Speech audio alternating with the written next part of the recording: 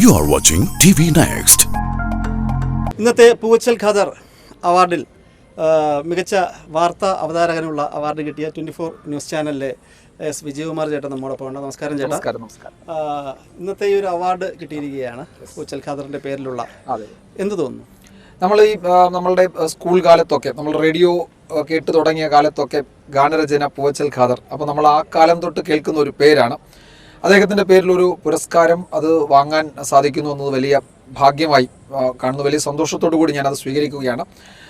എന്നെ സംബന്ധിച്ച് ഈ മാധ്യമപ്രവർത്തനം തുടങ്ങിയിട്ട് ഏതാണ്ട് ഒരു 15-16 വർഷമായി. അപ്പോൾ അതിൽ കൂടുതൽ കാലവും ഞാൻ റിപ്പോർട്ടിങ്ങിൽ തന്നെയായിരുന്നു. ബ്യൂറോയിൽ വാർത്തകൾ ശേഖരിക്കുക എന്ന റിപ്പോർട്ടിംഗ് ജോലിയിലായിരുന്നു. അതിനുശേഷമാണ് ഞാൻ ഡെസ്കിലേക്ക് വരുന്നത്. ആ സമയത്ത് ഡെസ്ക് ജോലികൾ അങ്ങനെ മുന്നോട്ട് പോകുന്നു. 24ലേക്ക് വരുമ്പോഴാണ് ഏതാണ്ട് ഒരു അവതാരകൻ്റെ ഒരു മുഴുവൻ സമയം അത്തരം വാർത്താ വായനക്കാരൻ എന്ന നിലയിൽ ഞാൻ ആ നിലയിലുള്ള ജോലി ചെയ്തു തുടങ്ങിയത്. അതിനിടയിൽ ചില പുരസ്കാരങ്ങളൊക്കെ കിട്ടിയിട്ടുണ്ട്, ചില അവാർഡുകളൊക്കെ കിട്ടിയിട്ടുണ്ട്. അപ്പോൾ അത് ജനങ്ങൾ സ്വീകരിക്കുന്നുണ്ട്. നമ്മളൊരു അവതാരകൻ, ഒരു വാർത്താ വായനക്കാരൻ എന്ന നിലയിൽ നമ്മളെ സ്വീകരിക്കുന്നു എന്നതിൽ വലിയ സന്തോഷം. അതിൻ്റെ ഭാഗമായിരിക്കണം ഈ പുരസ്കാരത്തിന് എന്നെ സംഘാടക സമിതി തിരഞ്ഞെടുത്തതെന്ന് ഞാൻ കരുതുന്നു. തുടക്കത്തിൽ ഞാൻ പറഞ്ഞതുപോലെ വലിയ സന്തോഷത്തോടെ, നിറഞ്ഞ മനസ്സോടെ 24 ഫാമിലിയുടെ മുഴുവൻ പേരിൽ ഞാൻ ആ പുരസ്കാരം സ്വീകരിക്കുകയാണ്. ആ വലിയ കലാകാരനെ ഈ ഘട്ടത്തിൽ ഞാൻ ഓർക്കുകയും ചെയ്യുന്നു. ഈ 24 പോലുള്ള ഒരു വലിയൊരു മാധ്യമ സ്ഥാപനത്തിൽ വർക്ക് ചെയ്യുമ്പോൾ, അതായത് ഇന്നത്തെ ഈ ഒരു കോമ്പറ്റീഷനുള്ള മേഖലയിൽ സമയത്ത് ഈ ഒരു ചാനലിൽ വർക്ക് ചെയ്യുമ്പോഴുള്ള വെല്ലുവിളികൾ എന്തൊക്കെയാണ്? താങ്കൾ സൂചിപ്പിച്ചതുപോലെ തന്നെ മത്സരം എന്നത് വളരെ പ്രധാനപ്പെട്ടതാണ്. അതൊരു ഘടകം തന്നെയാണ്.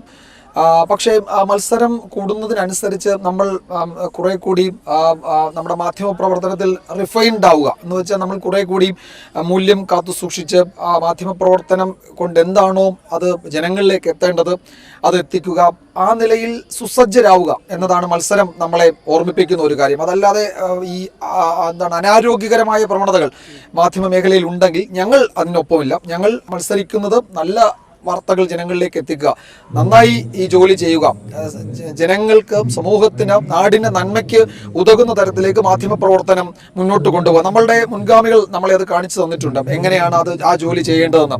അവരുടെ പാതയിൽ തന്നെയാണ് ഞങ്ങൾ സഞ്ചരിക്കുന്നത്. പിന്നെ നമ്മൾ പുതിയ സാങ്കേതിക സംവിധാനങ്ങളും സൗകര്യങ്ങളും വരുന്നതിനനുസരിച്ച് ആ നിലയിലുള്ള ക്രമീകരണങ്ങൾ, സജ്ജീകരണങ്ങൾ നമ്മളുടെ ജോലിയിലേക്ക് കൊണ്ടുവരുന്നു.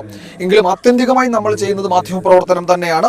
അതിൽ അടിയുറച്ച് നിന്നുകൊണ്ട് എന്താണോ മാധ്യമപ്രവർത്തനം, എന്താണ് ജനങ്ങളിലേക്ക് ഇറങ്ങേണ്ടത്, ജനങ്ങളിലേക്ക് ഇറങ്ങുക. ഞങ്ങളെ വിശേഷിപ്പിക്കുന്നത്, ഞങ്ങളെ ടാഗ് ലൈനായിട്ട് ഉപയോഗിക്കുന്നത് നാടിൻ്റെ ന്യൂസ് ഡെസ്ക് എന്നുള്ളതാണ്. അപ്പോൾ നാടിൻ്റെ ന്യൂസ് ഡെസ്ക് എന്ന പേര് അതെങ്ങനെയാണോ ഞങ്ങളുടെ കൂടെ ചേർത്തത്, അത് അന്വർത്ഥമാക്കുന്നതായിരുന്നു ഞങ്ങളുടെ കഴിഞ്ഞ 5 വർഷത്തെ യാത്ര. അപ്പോൾ ആ നാടിൻ്റെ ന്യൂസ് ഡെസ്കായി തന്നെ ഞങ്ങൾ മുന്നോട്ട് പോകും. ജനങ്ങൾക്കൊപ്പം, ജനങ്ങളുടെ ഇടയിൽ. ഞങ്ങൾ വാർത്ത വായിക്കുന്നത് എപ്പോഴും സ്റ്റുഡിയോയിലാകണമെന്നില്ല. ഞങ്ങൾ റോഡരികിൽ നിന്ന് വാർത്ത വായിച്ചിട്ടുണ്ട്, പുറത്ത് മാർക്കറ്റിൽ വാർത്ത വായിച്ചിട്ടുണ്ട്, ആരാധനാലയങ്ങളിലും ഉത്സവ പറമ്പുകളിലും ഒക്കെ ഞങ്ങൾ വാർത്ത വായിച്ചിട്ടുണ്ട്. അപ്പോൾ ജനങ്ങളുടെ ഇടയിൽ നിന്ന് മാധ്യമപ്രവർത്തനം നടത്തുക തന്നെയാണ് ഞങ്ങളുടെ സന്തോഷം. ആ ജോലി തുടരും. നാടിൻ്റെ ന്യൂസ് ഡെസ്കായി തന്നെ മുന്നോട്ട് പോകും. എല്ലാ പ്രേക്ഷകർക്കും 24 ന്യൂസ് എന്ന് കാണുമ്പോൾ ആദ്യം ഓർമ്മ വരുന്നത് നമ്മുടെ ശ്രീകണ്ഠ സാറിന്. ശ്രീകണ്ഠ സാറിനോടുള്ള ഒരു എക്സ്പീരിയൻസ് എങ്ങനെയാണ്?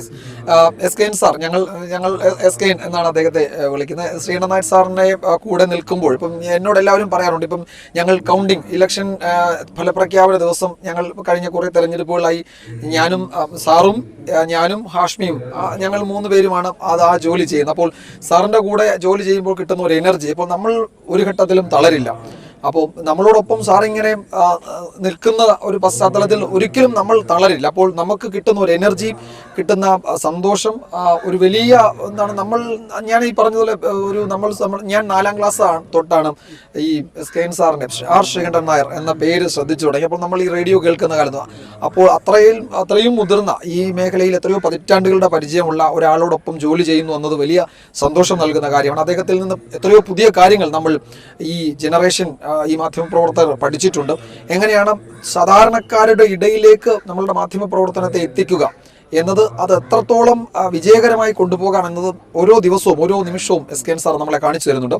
അപ്പോഴും ആ ഒരു വലിയ ടീമിൻ്റെ ഒപ്പം അതിനെ നയിക്കുന്ന SKN സാർ ശ്രീകണ്ഠൻ നായർ സാറിനോടൊപ്പം ജോലി ചെയ്യുക എന്നത് വലിയ സന്തോഷം നൽകുന്ന, അഭിമാനം നൽകുന്ന കാര്യം തന്നെയാണ്. നമ്മുടെ 24 ആണെന്ന് തോന്നുന്നു ആദ്യം വിർച്വൽ റിയാലിറ്റി സെറ്റ് നമ്മുടെ പ്രേക്ഷകർക്ക് പരിചയപ്പെടുത്തിയത്. ഇപ്പോൾ AI എന്നൊരു ടെക്നോളജി കൂടെ വന്നു കഴിഞ്ഞു. ഇനി എന്തൊക്കെ മാറ്റങ്ങളാണ് ഈ ഒരു മേഖലയിൽ വരാൻ പോകുന്നത്? അത് ഈ നമ്മൾ ഈ ദൃശ്യമാധ്യമ രംഗത്ത് സാങ്കേതിക സൗകര്യങ്ങൾ ഓരോ ദിവസം എന്ന വണ്ണം മാറിക്കൊണ്ടിരിക്കുകയാണ്. ഒരു സമയത്ത് അത് 24 ഇൻട്രൊഡ്യൂസ് ചെയ്യുമ്പോൾ വലിയ അത്ഭുതമായിരുന്നു. പിന്നീട് അതിൻ്റെ പിന്നെ പുതിയ പുതിയ മേഖലകളിലേക്ക് കാര്യങ്ങൾ മാറിയിട്ടുണ്ട്. അതിൻ്റെ നൂതന സൗകര്യങ്ങൾ നമുക്ക് വന്നിട്ടുണ്ട്. നമ്മളുടെ മുന്നിലേക്ക് സംഭവങ്ങൾ നേരിട്ടെത്തിക്കാവുന്ന എല്ലാ പുതിയ പുതിയ ക്രമീകരണങ്ങളും ഈ ആധുനിക സാങ്കേതിക സൗകര്യങ്ങളൊക്കെ നമ്മളുടെ മുന്നിലേക്ക് എത്തിയിട്ടുണ്ട്. അത് വീണ്ടും മാറിക്കൊണ്ടിരിക്കുകയാണ്.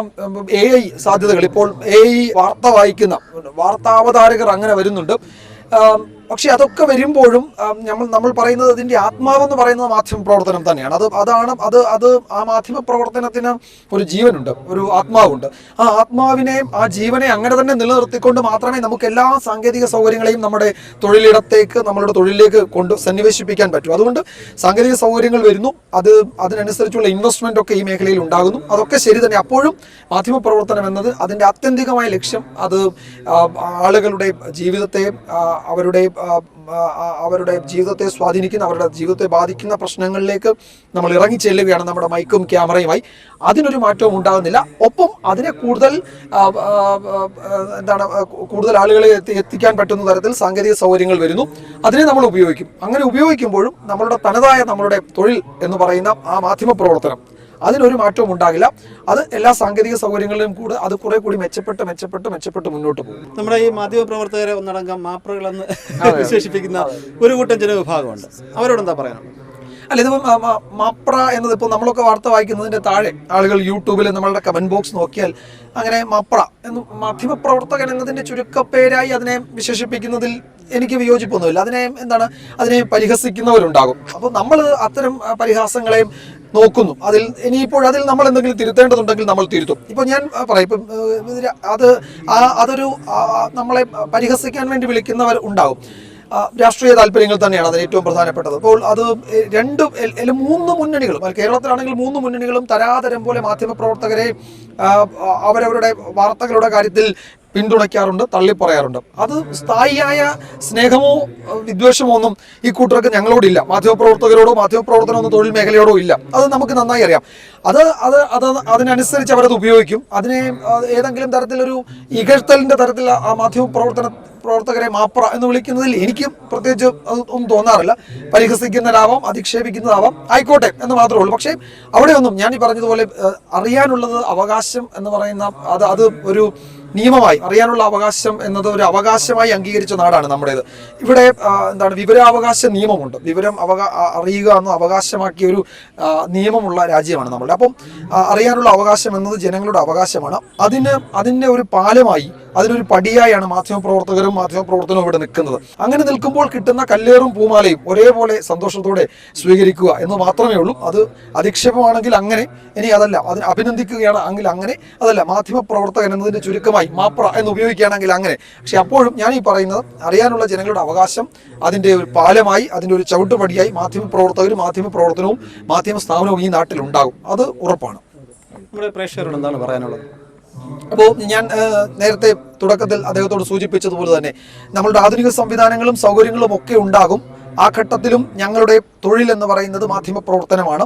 ആ ജോലി സന്തോഷത്തോടെ അഭിമാനത്തോടെ ചെയ്യുക എന്നത് തന്നെയാണ് ഞങ്ങൾ ചെയ്യുന്നത്. അപ്പോൾ ജനങ്ങളാണ് ഇത് സ്വീകരിക്കുകയും അതിനെ നല്ലതിനെ സ്വീകരിക്കുകയും ചീത്തയെ തള്ളുകയും ചെയ്യുന്നത്. അപ്പോൾ മാധ്യമപ്രവർത്തനം എന്ന തൊഴിൽ മേഖലയും മാധ്യമപ്രവർത്തകൻ എന്ന തൊഴിലാളി, അത് ആത്യന്തികമായ ഒരു തൊഴിലാളി തന്നെയാണ്. ആ തൊഴിലാളിയെയും റിഫൈൻഡ് ആക്കുന്നത്, അയാളെ കൂടുതൽ നമ്മൾ ഈ പറയാറുണ്ടല്ലോ, ഉരുളുന്ന കല്ലിൽ പായലുണ്ടാകില്ല എന്ന് പറയുന്നുള്ളൂ. അപ്പോൾ അങ്ങനെ അയാളെ ആ സമൂഹത്തിന് വേണ്ട ഒരു തൊഴിൽ മേഖലയിൽ നിലനിർത്തുന്നത് ആത്യന്തികമായി പത്രപ്രവർത്തകനും എങ്കിൽ അതിനെ വായിക്കുന്ന സാധാരണക്കാരാണ്, അതിനെ മാധ്യമപ്രവർത്തനം, അതിനെ വാർത്ത കാണുകയും കേൾക്കുകയും ചെയ്യുന്ന പ്രേക്ഷകനാണ്. അപ്പോൾ അവരുടെ കയ്യിലാണ് ഇതിരിക്കുന്നത്. അപ്പോൾ ഉറപ്പായും ഇത് കാണുന്ന ലക്ഷക്കണക്കിന് ആളുകൾ, ഇത് വായിക്കുന്ന ലക്ഷക്കണക്കിന് ആളുകൾ ഉണ്ട് എന്ന ഉത്തമ ബോധ്യത്തോടെ ഈ തൊഴിൽ ചെയ്യുന്ന ഒരാളാണ് ഞാൻ. അതുകൊണ്ട് തീർച്ചയായും ജനങ്ങളുടെ പിന്തുണ അത് എല്ലാ കാലത്തും ഉണ്ടാകുമെന്ന് ഞാൻ കരുതുന്നു. എനിക്ക് മാത്രമല്ല, നല്ല മാധ്യമ പ്രവർത്തനം നടന്ന മുഴുവൻ ആളുകളോടുമൊപ്പം ഈ നാട്ടിലെ ജനാധിപത്യ ബോധമുള്ള ജനങ്ങൾ ഉണ്ടാകുമെന്ന് തന്നെയാണ് ഞാൻ കരുതുന്നത്. ആ പ്രതീക്ഷയിലാണ് ഈ മാധ്യമ പ്രവർത്തനം എന്ന തൊഴിലും മാധ്യമ പ്രവർത്തകരെന്ന ആ തൊഴിൽ മേഖലയിൽ പ്രവർത്തിക്കുന്നവരും മുന്നോട്ട് പോകുന്നത്. അത് തുടർന്നും ഉണ്ടാകുമെന്നൊരു ഉറപ്പ് മാത്രമാണ് ഈ ഘട്ടത്തിൽ എനിക്ക് നൽകാനുള്ളത്. എന്തായാലും നമ്മുടെ ചാനലിനോട് ഇത്രയും നേരം സംസാരിച്ചതിന് വളരെ നന്ദി കേട്ടോ. എല്ലാവിധ ഭാവങ്ങളും ഇനിയും താങ്കളുടെ ലക്ഷ്യങ്ങളും ആഗ്രഹങ്ങളും സ്വപ്നങ്ങളും വിവരങ്ങളും എത്തട്ടെ എന്ന് ആശംസിക്കുന്നു. വളരെ നന്ദി. ഈ ചാനൽ സബ്സ്ക്രൈബ് ചെയ്യാൻ റെഡ് ബട്ടൺ ക്ലിക്ക് ചെയ്യുക.